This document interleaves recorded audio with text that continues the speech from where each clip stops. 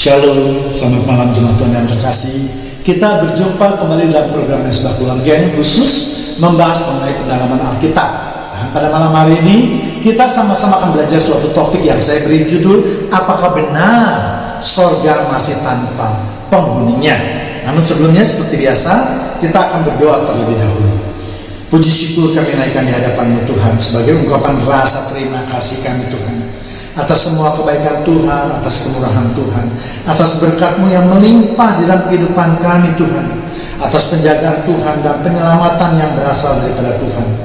Malam ini kami mau buka hati dan pikiran kami untuk menerima kebenaran firman-Mu Tuhan. Biarlah firman yang ditaburkan malam ini akan menambah pengetahuan kami akan firman-Mu, juga mengenal Engkau lebih dalam lagi Tuhan. Dalam nama Tuhan Yesus kami sudah berdoa dan mengucapkan syukur.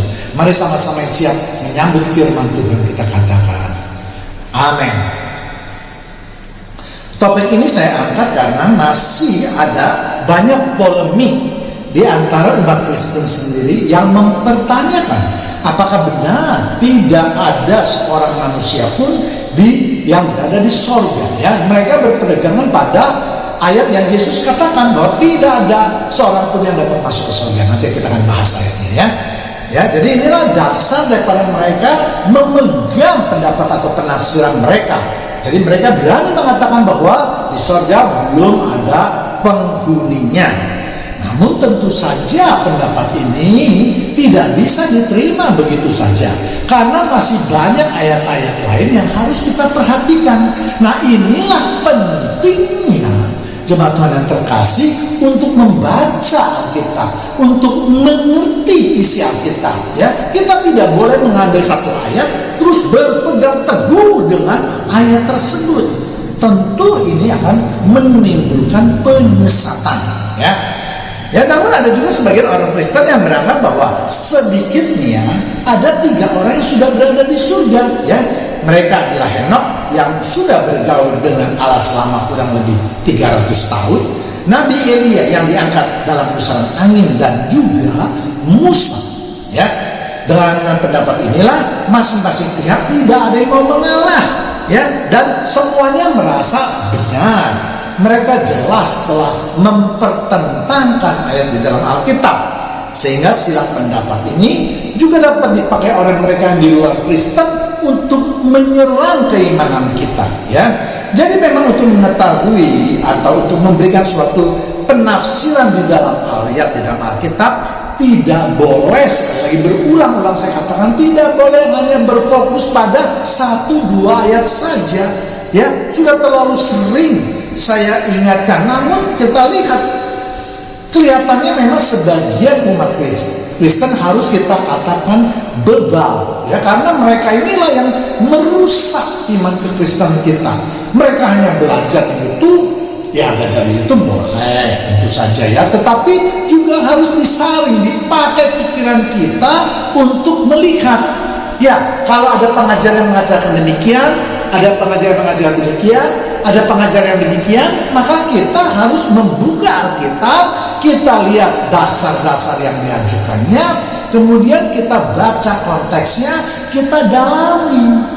Ya, jangan kita hanya melihat beberapa channel apologet. Sebenarnya mereka tidak pantas disebut apologet Kristen, lebih tepat disebut itu ngomong-ngomong di warung kopi, sebab karena mereka sudah tidak memberikan pengajaran yang baik kepada umat Kristen. Ya, maaf, saya harus menyatakan seperti itu karena seringkali saya mendengar mereka ngoceh dalam tanda kutip asal jadi gitu loh. Ya, nanti juga akan kita bahas ya. Untuk itulah maka saya akan membahas hal-hal yang diperlukan atau yang berhubungan dengan kehidupan kekal atau kerajaan Allah atau masuk dalam surga. Apa sih syaratnya untuk supaya orang dapat masuk surga? Jadi jangan kita hanya ribut, boleh masuk tidak ada tidak ada, tapi kita harus mendalami apa syaratnya. Yang pertama ya, syaratnya untuk masuk surga ya, tentu untuk masuk ke surga seseorang itu dikatakan harus kudus ya. Yang dimaksud kudus di sini tidak hanya kehidupannya berkenan kepada Allah, tetapi juga tubuh jasmaninya harus kudus, dalam tanda kutip tubuh jasmaninya itu ya. Sebab tidak mungkin Orang berdosa dapat hidup bersama Tuhan yang kudus. Ini pemikiran yang very simple, sangat sederhana sekali ya. Jadi kalau kita mau menyatakan seseorang itu bisa masuk ke dalam surga atau tidak, kita lihat dulu dia itu hidupnya kudus tidak. Kalau tidak kudus, jelas tidak dapat masuk dalam surga. Kalau dia kudus, jelas juga bisa masuk dalam kerajaan surga. Inilah analisis yang pertama dulu ya. Kemudian kita lihat ya. Jadi minimal kita akan membicarakan dua hal yang penting untuk dikatakan seseorang dapat masuk ke dalam surga. Ya, yang pertama yaitu kehidupan yang kudus. Bagi mereka yang ingin hidup bersama Tuhan, maka tentu kehidupannya harus berkenan di hadapan Allah. Ya, jadi Allah kita sudah membatasi bahwa orang-orang yang mau masuk ke dalam surga itu tidak boleh berdosa. Ya, memang kita semua ini berdosa, namun kalau kita melakukan pertobatan, kemudian kita terus memperbaiki kehidupan kita, nah kita dapat dikatakan hidup mulai kudus. Ya, kudus memang dalam bahasa Latinnya artinya dipisahkan dari dosa. Ya, jadi itu singkatnya saja ya. Kemudian yang kedua yaitu jasmaninya yang kudus. Ya, bagaimana seseorang untuk memperoleh jasmani yang kudus? Ya, itu juga ada dua cara, yaitu secara langsung. Artinya ketika manusia hidup itu langsung tubuhnya dapat dikuduskan atau disucikan oleh Allah. Dengan demikian dia boleh memperoleh tubuh surgawi, lalu mereka bisa diangkat oleh Allah masuk ke dalam surga ya. Dan inilah yang terjadi pada diri Henokh dan Nabi Elia. Jadi Henokh dan Nabi Elia ini manusia hidup ya, namun berkat karena kuasa Allah, perkenanan Allah, mereka langsung diangkat dari yang hidup itu ke surga. Namun sebelum memasuki surga, mereka diberi tubuh kemuliaan atau tubuh surgawi, tubuh yang kudus, sehingga dengan demikian mereka sudah memenuhi kedua syarat tadi ya. Yaitu kita lihat di Kejadian 5 ayat 24. Dan Henokh hidup bergaul dengan Allah, lalu ia tidak ada lagi sebab ia telah diangkat oleh Allah. Dan ini diperkuat kembali di kitab Ibrani, yaitu Ibrani 11 ayat 5. Karena iman Henokh terangkat supaya tidak mengalami kematian, dan ia tidak ditemukan karena Allah telah mengangkatnya. Sebab sebelum ia terangkat, ia memperoleh kesaksian bahwa ia berkenan kepada Allah ya. Sedangkan untuk Nabi Elia, kita akan melihatnya di 2 Raja 2 ayat 11. Sedang mereka berjalan terus sambil berkata-kata, tiba-tiba datanglah kereta api dengan kuda berapi memisahkan keduanya. Lalu naiklah Elia ke surga dalam angin badai. Jadi ketika kereta api maupun badai api itu dapat juga kita tafsirkan bahwa Nabi Elia itu sudah langsung dikuduskan. Ya, kita ingat permandian dengan Tuhan Yesus bukan permandian air lagi, tapi dengan permandian api Roh Kudus. Ya, jadi dengan demikian tubuh Nabi Elia itu sudah kudus, langsung diberikan tubuh surgawi. Ya, sehingga dengan demikian Elia dapat naik ke surga ya. Kalau kita memperbandingkan kedua peristiwa antara Henokh dengan Nabi Elia, pada Henokh tidak dijelaskan bagaimana cara Allah mengangkatnya ke surga ya. Sedangkan pada Nabi Elia lebih jelas seperti yang sudah saya jelaskan tadi ya. Jadi Allah mendatangkan kereta api dan Allah juga mendatangkan masuk ke dalam badai api. Kemudian Nabi Elia dibawa ke surga. Dan kita sebagai orang percaya tentu harus mengimaninya. Kalau Allah mengatakan mengangkat atau naik ke surga, maka sebagai umatnya kita harus percaya dan mengimaninya ya. Jangan ada lagi yang mengatakan, oh bukan, mereka tidak naik ke surga, mereka naik ke kota Yerusalem baru atau Firdaus. Jelas ini mereka tidak mengerti apa-apa ya. Untuk itu jemaat Tuhan yang terkasih, kalau mau melihat lebih detail sedikit apa itu Yerusalem baru atau kota suci, apa itu neraka, apa itu surga, jemaat Tuhan yang terkasih dapat melihat di video yang saya lain yang saya beri judul Kemana Roh Orang Mati Pergi ya. Itu di sana dibahasnya ya.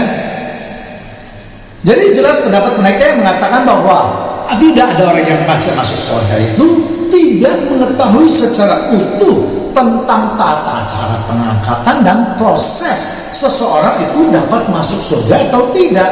Mereka mengertinya hanya satu potong ayat di mana Yesus berkata kepada penjahat yang di sebelah kanannya saja juga, ya, yaitu di Lukas 23 ayat 43 kata Yesus kepadanya, "Aku berkata kepadamu, sesungguhnya hari ini juga engkau akan ada bersama-sama dengan aku di dalam Firdaus." Ya, memang ayat ini dipakai Yesus untuk ditujukan kepada salah seorang penjahat yang di sebelah kanan Yesus. Tetapi ini belum tentu, atau ayat ini belum tentu cocok jika dipakai di dalam peristiwa Henok maupun Nabi Elia. Ya, jadi jangan sepotong ayat konteksnya terlepas kemudian dipakai di peristiwa yang lain. Jelas sekali lagi ini adalah tidak benar. Ya, jadi bagi orang mati, saya katakan ada dua pilihan bagi roh mereka untuk pergi. Yang pertama, jika mereka berkelakuan baik, maka roh mereka akan masuk ke dalam taman Firdaus atau kota Yerusalem baru atau kota suci. Sedangkan tubuh jasmani mereka akan hancur. Tubuh duniawinya akan hancur. Rohnya akan masuk ke Yerusalem baru. Roh, ya. Kemudian jasadnya atau tubuh duniawinya ya akan hancur, dimakan tanah, dimakan ulat, belatung, atau kalau dibakar ya menjadi abu atau debu.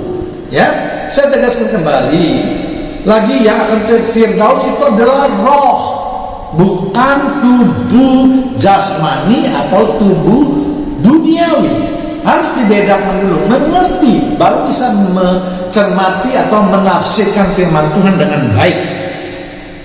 Sedangkan mereka yang mati dan berperilaku jahat dan tidak berkenan di hadapan Allah, maka roh mereka akan masuk ke dalam alam baka. Sedangkan tubuh jasmani mereka juga akan hancur, ya, kembali ke tanah kalau dikubur. Ya, penafsiran ini dapat jemaat Tuhan yang terkasih baca di dalam cerita Lazarus dan orang kaya, yaitu di Lukas 16 ayat 19 sampai 31. Lalu ketika masa penghakiman datang, maka yang berkenan di hadapan Allah akan dimasukkan ke sorga. Dan untuk memasuki sorga, mereka akan diberi tubuh kemuliaan terlebih dahulu. Jadi yang masuk sorga itu bukan roh. Roh hanya ada di Firdaus, di Yerusalem baru. Sedangkan yang untuk masuk ke dalam sorga itu harus ada tubuh rohani atau sorgawi. Ya, mari kita lihat 1 Korintus 15 ayat 40 dan 53. Ada tubuh sorgawi dan ada tubuh duniawi, tetapi kemuliaan tubuh sorgawi lain daripada kemuliaan tubuh duniawi.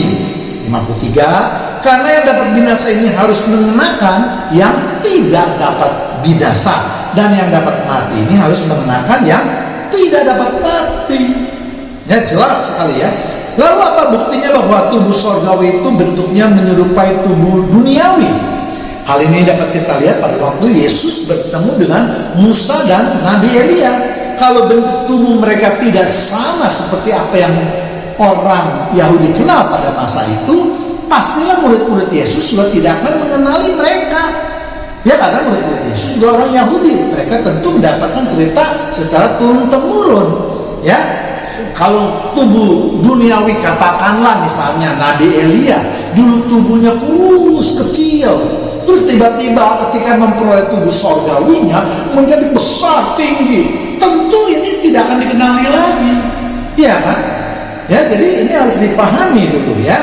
Demikian juga ketika Yesus berbicara dengan Musa dan Nabi Elia, maka Yesus harus memakai tubuh kemuliaannya terlebih dahulu. Untuk itulah makanya dikatakan di Alkitab Yesus berubah. Ya, Matius 17 ayat 2. Lalu Yesus berubah rupa di depan mata mereka, wajahnya bercahaya seperti matahari dan pakaiannya menjadi putih bersinar seperti terang. Ketiga, maka tampak kepada mereka Musa dan Elia sedang berbicara dengan dia. Jadi Yesus berubah, bukan wujudnya berubah. Misalnya Yesus yang kita kenal selama ini bisa digambar, kemudian tiba-tiba berubah 100% lain sama sekali. Tidak. Tapi Yesus berubah itu bentuknya sama, tingginya, besarnya sama, semuanya sama. Hanya sekarang Yesus memakai tubuh kemuliaan. Apa itu buktinya? Tubuh kemuliaan itu buktinya di samping cahayanya juga bersinar dengan terang, pakaiannya juga bersinar terang, seperti yang dikatakan tadi. Nah, itulah tanda-tandanya.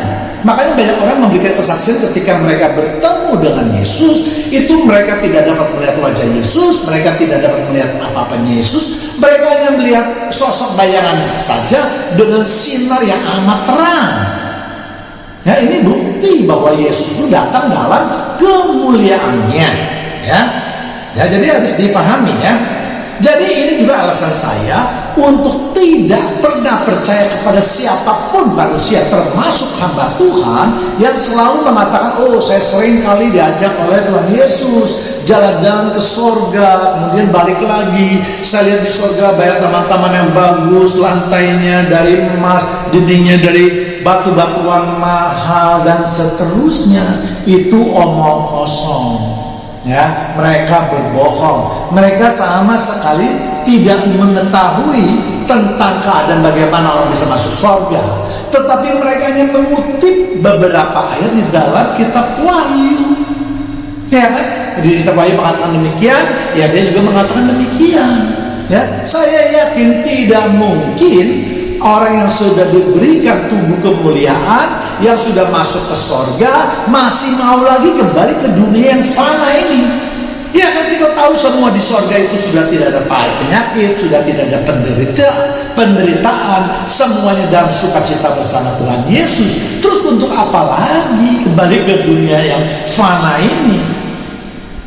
Ya, apalagi kita juga tahu ya bahwa kehidupan di dunia ini amatlah sukar, berdosa ya. Jadi sekali lagi tidak mungkin ya saya mencari ayat yang tidak pernah ada. Sedangkan saya mengatakan tadi manusia berubah sampai masuk surga, semua saya lengkapi dengan ayat, sehingga apa yang saya tafsirkan dibangun dengan suatu landasan kokoh yang berdasarkan Alkitab. Ya, di Alkitab tidak pernah dikatakan orang diangkat ke surga balik lagi, tidak pernah. Yang ada adalah orang yang diangkat ke Firdaus. Kalau Firdaus itu adalah rohnya, itu memang pernah dialami oleh Paulus, Rasul Paulus. Namun tujuannya jelas, bukan hanya tujuannya seperti kita bertanasya ke suatu daerah. Tuhan tidak pernah melakukan suatu perbuatan yang sia-sia. Nah, Tuhan menunjukkan kepada Rasul Petrus maupun Rasul Paulus, ya, Rasul Petrus itu mengenai penulisan di kitab Wahyu, ya Tuhan ingin menceritakan tentang keadaan surga. Makanya Rasul Petrus diangkat, diberi penglihatan untuk ditulis, untuk memberikan informasi kepada kita yang masih hidup di dunia ini. Sedangkan Rasul Paulus juga demikian, diangkat untuk memberikan pengalaman, langsung nanti Rasul Paulus menuliskannya dalam Alkitab. Jadi ada tujuan yang jelas, ya, untuk menguatkan iman kita seluruhnya, tidak untuk perbuatan yang sia-sia, ya. Ya, jadi bagi mereka yang semua omong kosong dan tanda kutip juga ingin menipu, banyak sekali di YouTube itu menyebut saya sudah dibawa Tuhan ke surga apa segala macam, diberi penglihatan nanti akan terjadi apa bla bla bla, yang sama sekali tidak alkitabiah.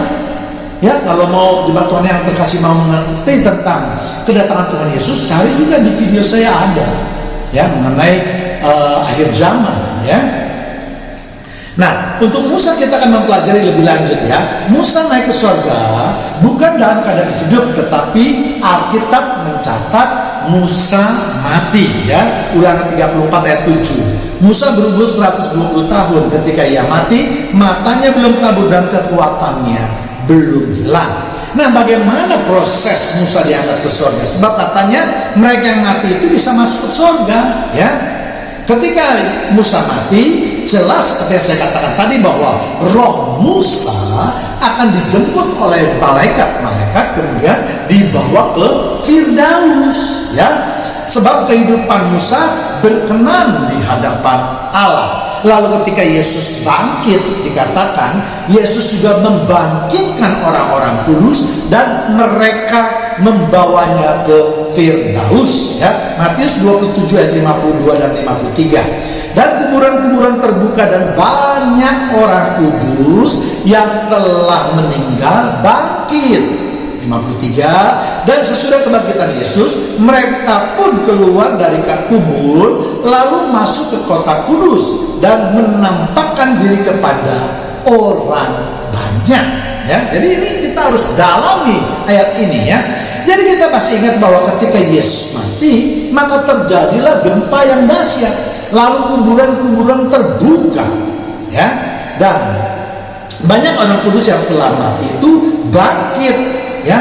Nah, setelah Yesus bangkit, maka Yesus membawa mereka untuk masuk ke kota yang kudus. Di mana yang kudus? Kota yang kudus itu jelas Yerusalem baru. Orang-orang kudus itu kan sudah mati lama, ratusan tahun sebelum Yesus, mungkin ribuan tahun, ya kan? Jasadnya atau tubuh jasmani tentu sudah habis, sudah tidak ada lagi. Yang ada adalah roh. Makanya Yesus mengatakan rohnya itu dibawa ke Firdaus, ya. Jadi mereka yang mati ini masih berbentuk roh, saya ingatkan kembali, ya, sebab jasad mereka sudah hancur atau habis. Lalu Alkitab mencatat mereka menampakkan diri kepada orang banyak.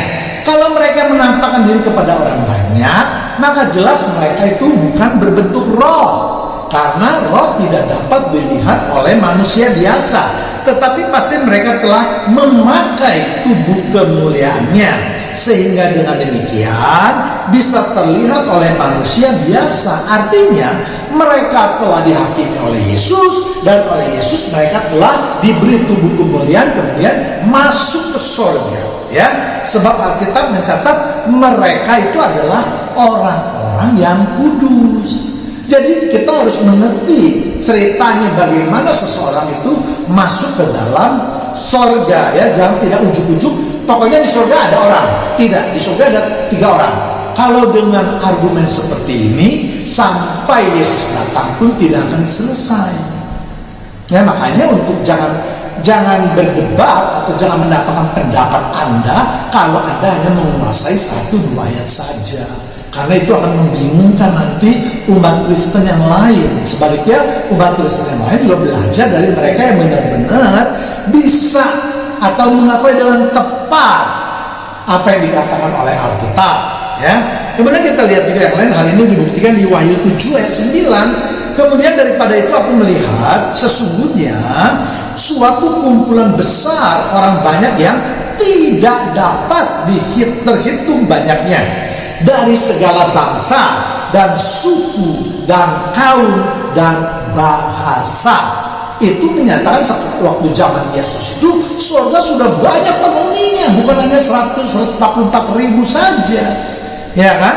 Berdiri di hadapan tahta dan di hadapan anak domba. Ini berarti menceritakan keadaan di surga, ya. Memakai jubah putih dan memegang daun-daun palem di tangan mereka, ya. Jadi ini merefleksikan keadaan di surga ketika banyak penghuni surga bertemu dengan Tuhan Yesus. Jadi Rasul Yohanes telah memberikan penglihatan bahwa di surga itu sudah banyak penghuninya. Maaf, tadi saya salah menyebut, ya. Saya menyebut Rasul Petrus, sebenarnya maksudnya Rasul Yohanes, ya.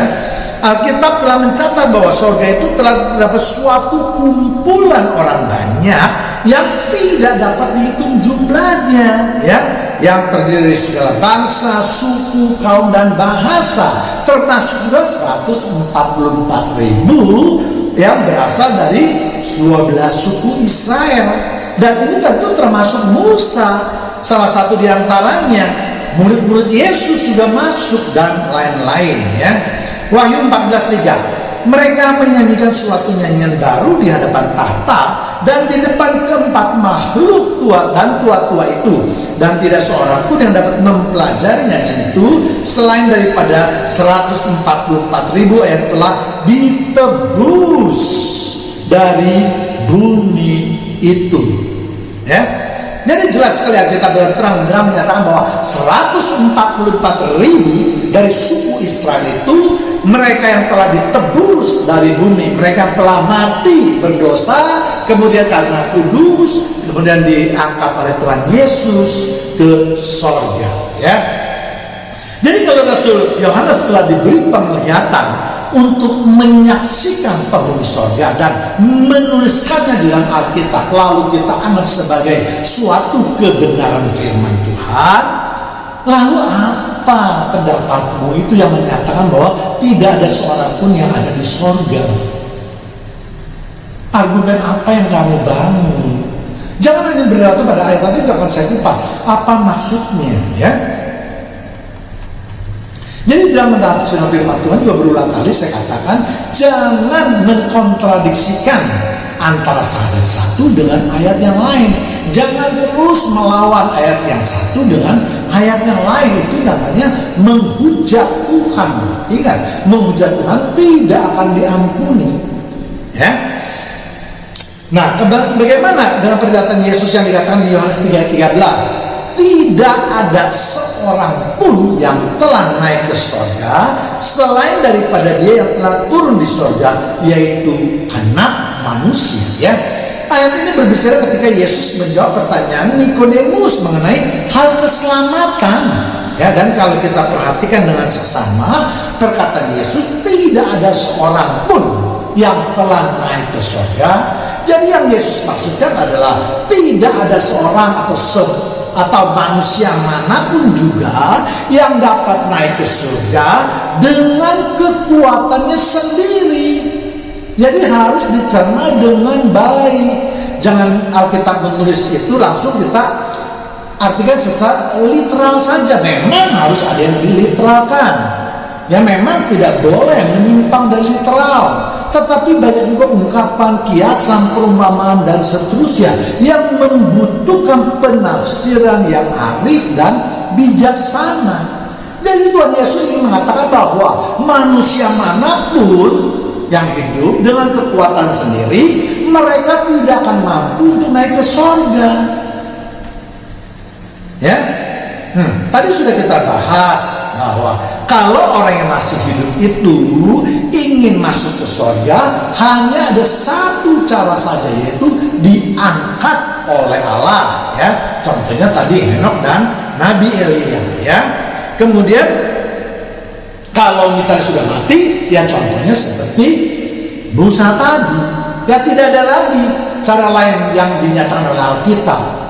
Jadi kita sebagai umat Kristen harus taat dan patuh pada firman Tuhan. Jangan menafsirkan seakan-akan kalian itu lebih tinggi derajatnya dari Tuhan, sehingga semua ayat-ayat yang lain itu dibatalkan atau ditabrak atau dianggap tidak pernah ada. Ya, inilah yang memang kalau penafsiran sepotong-potong itu repot, ya. Jadi menurut saya itu tidak aneh atau tidak ada kontradiksinya di dalam ayat satu dengan ayat yang lain kalau kita tidak melihat atau tidak menafsirkannya secara sepotong-sepotong. Kita harus menafsirkannya secara utuh, ya. Jangan terpaku pada ayat satu saja, ya. Kalau kita hanya melihat pada ayat satu ayat saja, jelas ini akan menyesatkan pikiran kita, ya. Untuk itulah kita perlu mendalami suatu ayat agar kita benar-benar mengerti mengenai apa yang hendak disampaikan oleh firman Tuhan. Ya, sekali lagi, ya, jangan terus kita mempertentangkan isi daripada Alkitab. Jadi kesimpulannya jelas, apalagi sampai hari ini jelas, ya, di surga sudah banyak sekali dari berbagai bangsa, dari berbagai suku, dari berbagai kaum, dari berbagai bahasa itu telah masuk ke surga, ya. Demikianlah pemberitaan mengenai isi surga. Mari kita tundukkan kepala kita, ya. Terima kasih Tuhan kalau pada malam hari ini kami terus diberi pencerahan mengenai isi hati Tuhan.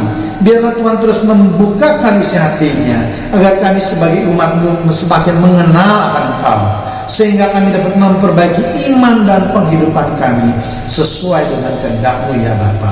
Dalam nama Tuhan Yesus kami sudah berdoa dan mengucapkan syukur, haleluya, amin.